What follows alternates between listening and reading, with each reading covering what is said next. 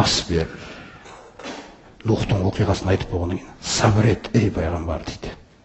Иннал ақибата лил муттақин. Сөзсіз соңғы табыс, соңғы жұрт, соңғы нәтиже, ең жақсы нәтиже Алланың алдында. Жақсылықпен аяқталатын нәтиже ол тақуаларға ғана тән дейді. Көрдіңіз бе? Тақуаларға ғана тән. Сосын әрбір істе, құрметті жамағат, сіз бір істі бастаған кезде ол істің мерзімі деген нәрсе болады да. Ол мерзімін Алла тағала белгілейді. Сіз өзіңіз белгілеп алмаңыз оны еш нәрсені. Мысалы, бір адамды намазға шақырып жатқан кезде де оның мерзімі Алла тағала белгіленген тағдырда. Сіз оны асығып, бүгін жасаймын деп, мүлде намаздан безіп кететін адамға жіберуіңіз мүмкінсіз ба? Еш нәрседе өзіңізге тек жүктелген нәрсе бар. Мысалы, пайғамбарымыз саллаллаху алейхи жүктелген нәрсені қараңыздар. Ва имма нурияннака бағдаллази наидухум. Біз, ей пайғамбар, біз саған көрсетуімізге де болады дейді. Луттың қауымының басына, Нухтың қауымының басына келген азапты мына сенің қауымының басына да түсіріп көрсетуімізге болады дейді оны. Яғни мен шешем дейді оны. Ау натафаяннака. Немесе сен соны көрмей өліп кетесің дейді. Өмірден озып кетесің дейді. Көрдіңіз ба қандай? Сонда түсіндіретіні фа иннама алейкал балағ. Сөзсіз сенің міндетің тек жеткізу. Ва алейнал хисаб. Ал хисаб, есеп, жазалаймыз ба дүниеде, жазаламайым ба, жоқ ақыретте бірақ жазалайым ба, қалай істеймін, ол менікі дейді. Бұл жаққа кіріспеңдер дейді. Сол секілді сіздікі жеткізу, сіздікі түсіндіру. Өз Алла тағала баяндағыдай, удғу иля сабили роббика бил хикма, даналықпен шақыр Алланың жолына, көрсет Алланың жолының дана екендігін. Сенің мінезіңмен айқайлап тұрған сөзіңнен таныққанасың. Менің жолымды көрсет дейді, ол жерде шақырған кезде. Вәл мауғизатил хасана, жақсы уағызбен. Тіпті егер пікір таласатын жағдай болып қалса, жадилхум биллати хия ахсан. Ең жақсы тәсілмен, яғни маған ұнайтын тәсілмен талас дейді. Маған ұнайтын дәлелмен қанағаттандыруға тырыс дейді оны. Осы сабыр деген нәрсе маңызды. Сосын теңдік, бір-бірлеріңізді. Мысалы, егер сіздің біреуіңізді қонаққа бір үлкен кісі шақырып қалса, сіз барасыз да 5000 теңге тастап кетесіз дейік. Мысалы, болады ғой енді, қонаққа бардыңыз 5000 теңге. Сосын бір қарапайым мұсылман шақырды сізді ертеңіне. Оған бардыңыз да 1000 теңге тастап кеттіңіз. Не айырмашылық бар, не нәрсе ол? Егер Алла таразыға салатын болса оны, есептейтін болса, қайта бақталасыз. Түсінесіз бе? Сондықтан осындай нәрселер де бар. Әркімге бәріне құрметпен қара, шаман келгенше. Өйткені Алла жүрегіне иман бергеннен кейін сенің енді таңдауда ешқандай нәрсе жоқ. Иманды егер Алла оған қаласа, сен ба шешетін енді. Оған қалай қарау керек екендігіне. Көрдіңіз ғой? Осындай нәрселер бар. Жаңа Нухтың өзі айтып отыр, мен қалай қуамын оларды қасымнан? Егер мен оларды қусам, онда мен әділетсіздерден боламын ғой дейді. Сол бір-бірлеріңізді жақсы көріңіздер. Бұрынғы сыртына несіне қарап емес.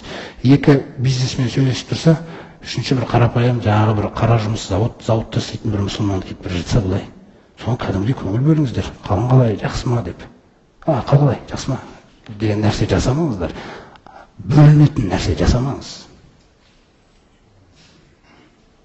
Егер өзің осы нәрсені, осы дертті емдейтін болсаң, қоғамда көресің, қоғамның қандай дәрежеге көтерілетінін салиқа тұрғыдан да. Алла тағала бізді намазда қалай жинады, қарым-қатынаста да солай болу керек. Көрдіңіз ғой? Ешқандай айырмашылықсыз. Осы нәрселерге қатты көңіл бөлу керекпіз да. Сабырлық, құрметті жамағат, өте маңызды сипат. Онсыз ешбір істе жаңағы тұрақты бола алмаймыз біз.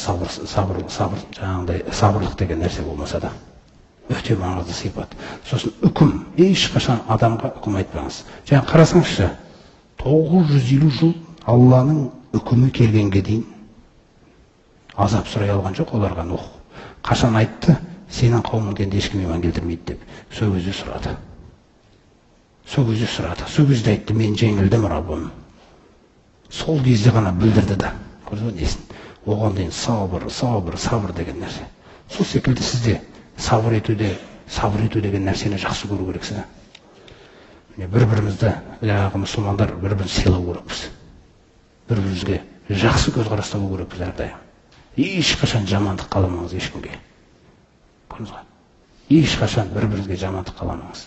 Алла біледі кімнің артық екенін, Алла біледі кімнің тақуа екенін деген аяттар бар. Міне, сол нәрселер маңызды болу керек. Сосын біреу ана жерде андай күнә жасап қойып десе, мүлде естімегендей болыңыз. Өзіңіздікін Раббым кешірші менің күнәларымды деп кетіңіз. Өйткені жаңа айтып отыр ғой, сен емес оларды есептейтін дейді бұрынғы істеген істер үшін. Мен дейді ona сол істеген істерін біле тұра иман берем, сосын сен келіп тексересің менен дейді. Сен кімсің деп отыр ғой аталы бізге. Қазір өзіңді тексеретін болса не болады? Сондықтан Алла рахымдылық қалады ма? Рахымдылықпен болды. Міне осы жерден осы төрт қауым сосын Құранға деген қарым-қатынасымыз. Құран, құрмет жамағат, мағынасын өте көп оқу керек шама келгенше. Мысалы, машинада келе жатсаңыз да, біреу базарда істей ма, базарда оқыңыз, түсініңіз, ұғыныңыз, қараңыз. Сосын сол жерден өзіңізге Алла бір амал нәсіп етеді. Мынаны істе деп жатыр екен ғой Алла маған. Мынау амал жоқ екен ғой менде деп.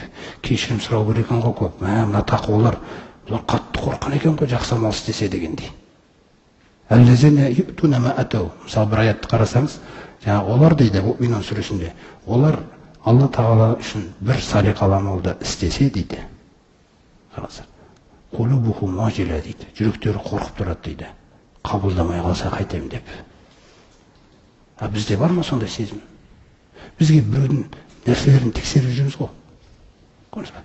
Біз кейде мешітке кіріп келеміз, біреу намаздың уақыты болды ғой, оқымайыз ба тез деп біреу отырамыз. Керек емес сондай нәрселер. Аяқталды ол білімсіздіктің нәрселері да. Уақыт болды ғой, не істейміз деген нәрселерді бір кейде кішкене шыдау керек. Өйткені ешкім әдейі істемейді.